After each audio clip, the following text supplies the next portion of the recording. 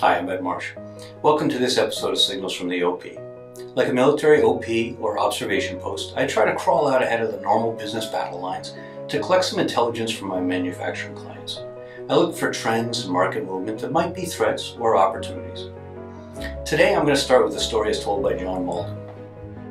There's a company in the United States that began by offering a few products directly to consumers, and then quickly expanded its offerings until they included almost everything a person could want. This company went directly to the consumer, bypassing local brick and mortar stores, and became enormously successful, meeting the needs of its customers all over the country. Of course, the local stores were often, as economists will say, disintermediated, which is a fancy way of saying they couldn't compete on price and selection, let alone delivery and convenience, and went belly up. And with them went the jobs of the people they employed. You probably guessed the company name, right? And you probably guessed wrong. Malden was talking about Sears and Roebuck. And today's topic is Sears, prompted of course by his bankruptcy, which looks headed to liquidation rather than reorganization. The question is, what can we learn from Sears' bankruptcy as industrial businesses? First, let's put on the table Sears was not killed by Amazon and it was not killed by the internet. Proof positive are Walmart and Nordstrom. Remove Amazon's AWS contribution to Amazon's results, and both of these brick and mortar competitors outperform it. Certainly, the internet has changed the way buyers think, behave, research, and buy. But those behaviors are what's important, and some companies respond better than others. By the way, if you're interested, I have a Signals episode about the demise of Toys R Us as well, which I'll provide a link to in the transcript. That's the key takeaway here. Buyers' expectations change. What Sears offered was access to information and products, and there was a time when that alone was sexy and enough to make it incredibly powerful. In 1983, the New York Times wrote, "No one has to tell you you've come to the right place. The look of merchandising authority is complete and unmistakable." And Sears head of retail said, "In the markets we enter, we'll be dominant." While his chairman, speaking of a push into banking, said, "On a scale of 10, not to be flip about it, I've got us at about a 10.5. Sears made more profit in 1954 than its market cap was even before the recent slide. The people running it weren't dumb, far from it. But the nature of change is that there's no acute, defined moment when it's clear the change has happened. So what changed over time? Buyer behaviors and expectations. Now here's the challenge. We're all consumers, and we instinctively understand as we pull out our mobile device or pull up to the house and see the smile box on the front steps that we've changed how we buy. And most of us differentiate between how our business has changed versus our consumer behaviors. If you're not in tech or healthcare, much of what you do to market and sell is similar to what you did 15 to 20 years ago, back when Sears was thriving. Of course, it's now enabled with email and websites, and voicemail is ubiquitous as are mobile phones, and fax machines are fading.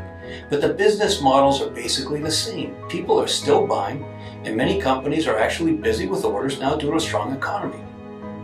Because there's been no bang moment when it becomes clear the change has happened, it's really hard to recognize it until decay is advanced. In the meantime, there's always an outside cause to which we can attribute the struggles and the gradual decline, but it will happen. In manufacturing, maybe it's 3D printing and the demise of factories. Maybe it's the shift toward a subscription economy and from traditional capital equipment sales models. Perhaps it's the commoditization of machines and the elevated value of data-driven insights and services. We can't predict right now which it will be or what combination, nor when it will cross the Rubicon, but it will.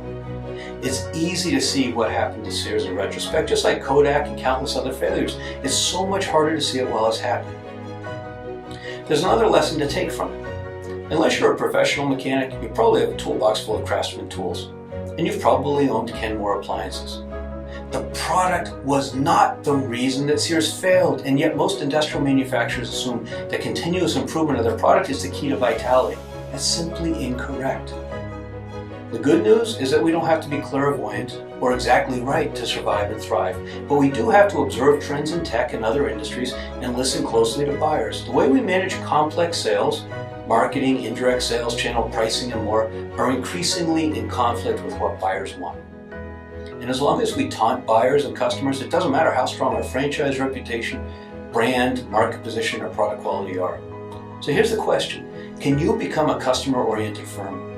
Can you learn about your customers' customers and be more expert than they in their customers' business?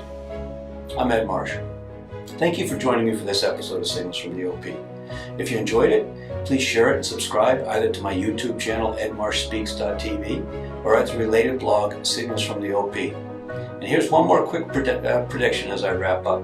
I believe we're going to see Amazon step in and accumulate the real estate from a number of Sears locations.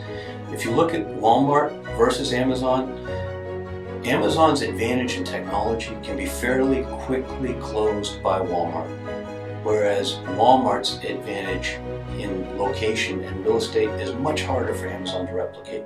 I think it's going to be an interesting battle to watch, maybe one that will eventually be captured in the Business Wars podcast from Wondery. It's worth listening to if you're not a subscriber. Thanks again for joining me. I'm Ed Marsh.